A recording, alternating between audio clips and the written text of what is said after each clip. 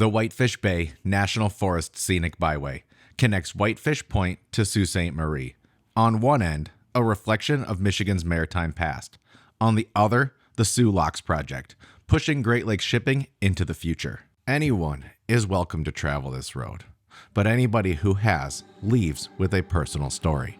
And this one is mine.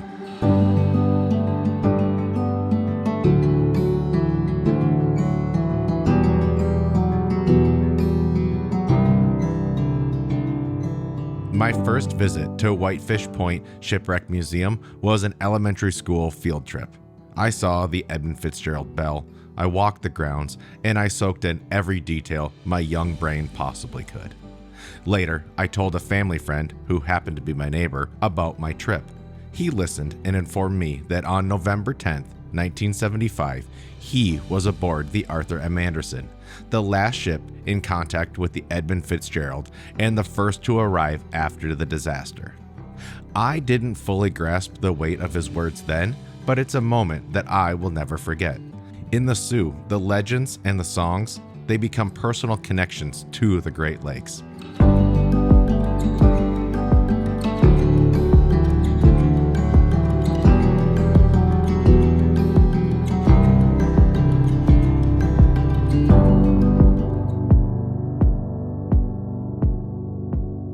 Now it's time for me to revisit Whitefish Point, drive that beautiful fall scenic byway with Marklyn, and reflect on the place that shaped who I am. The museum is a series of buildings placed amongst the Whitefish Point Lighthouse grounds. Every walk between the buildings is a reminder that the weather conditions could change in a moment's notice. Today, the shoreline is relatively calm, a cool breeze and some changing leaves. Pleasant. Inside is some of the most powerful museum displays I have personally witnessed. The Edmund Fitzgerald is the name that many of us know, but hundreds of other ships rest beneath these waters, each a reminder that the Great Lakes demand respect. Inside the museum, the stories feel close. Artifacts pulled from the water, rusted metal, faded photos, handwritten logs, speak for those who were forced to take on the lake's full force. In one building sits a full-sized lifeboat, surrounded by decades of life-saving devices. One of the standouts here is this cork life jacket. Simple, rigid, heavy. Once, it was the best chance a sailor had. Today, the idea has evolved. Modern life jackets are lighter, warmer, and something I use almost every day. Water safety progress has always been built on respect. Respect for the waters.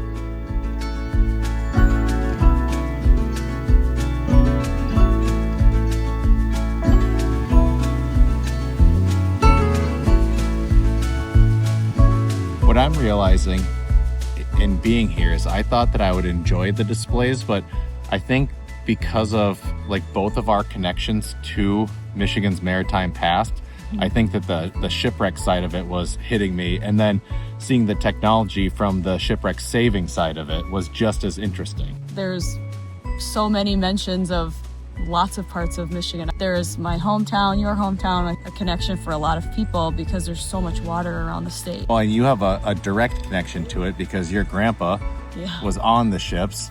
Your other grandpa was diving underneath on the them. Yeah, the family was all around. Well, and growing up in the Sioux and in Port Huron, we have ships passing by daily. As I've gotten older, I've learned to appreciate that more. As a kid, I liked them, but I think I appreciate them more now. Now, when we go out and enjoy being out on the water, there's so much safety involved now that we take for granted because the pioneers of the people doing it like this are the ones who have brought us to where we are today. Yeah, and shipping is still happening today too, so it's a living history.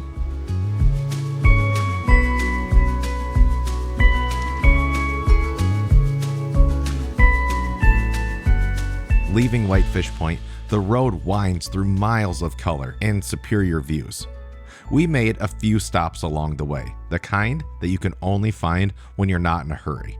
One of them is Pendle's Creek. This stop right here is important because if Whitefish Point is all about Michigan's maritime history and Sault Ste. Marie houses so much of Michigan's maritime present, well, the connective tissue between should bridge that gap. One of my favorites being right here at Pendles Creek Fish Hatchery. If I park on the Lake Superior side, about 200 yards offshore right there, rests the Julia Palmer. It was built in 1836 and sunk on purpose in 1848 to serve as a dock. From my understanding, this is one of Michigan's oldest visible shallow water shipwrecks. On a calm day, I can see the outline from shore.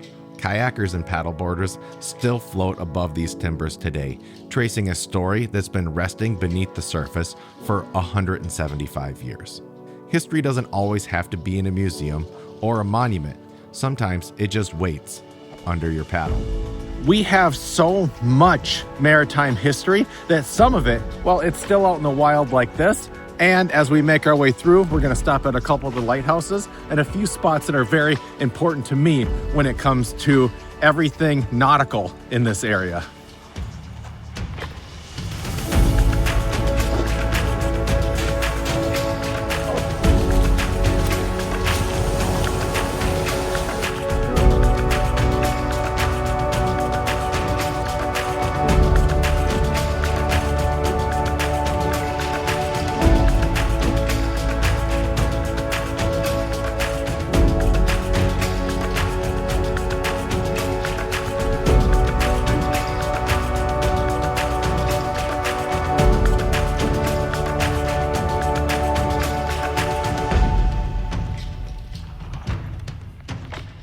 As we arrive in the Soo, the color, it deepens. The trees along Portage are glowing with red and gold as a ship exits the Soo locks.